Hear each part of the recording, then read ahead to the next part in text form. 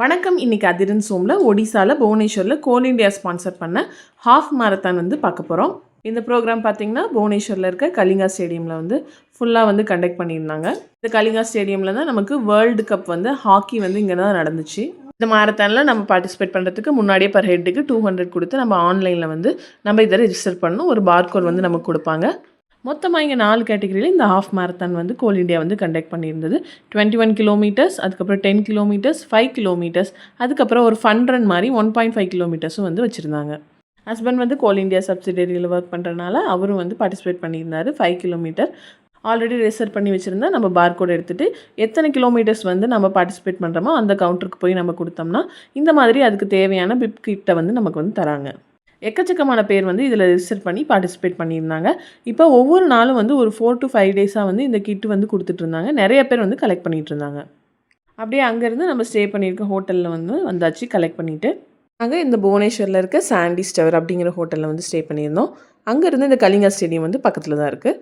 இப்போ நம்ம கலெக்ட் பண்ணியிருந்த கிட்டை வந்து ஓப்பன் பண்ணி பார்க்கலாம், என்னென்ன இருக்குதுன்னு பார்க்கலாம்.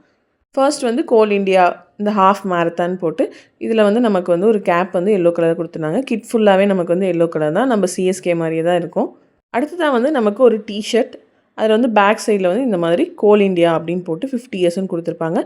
மெயினாக இந்த மாரத்தான் வந்து ஹாஃப் மாரத்தான் எதுக்கு வந்து நம்ம கண்டக்ட் பண்ணுறாங்கன்னா கோல் இண்டியாவோட 50 இயர்ஸை வந்து செலிப்ரேட் பண்ணுறதுக்காக.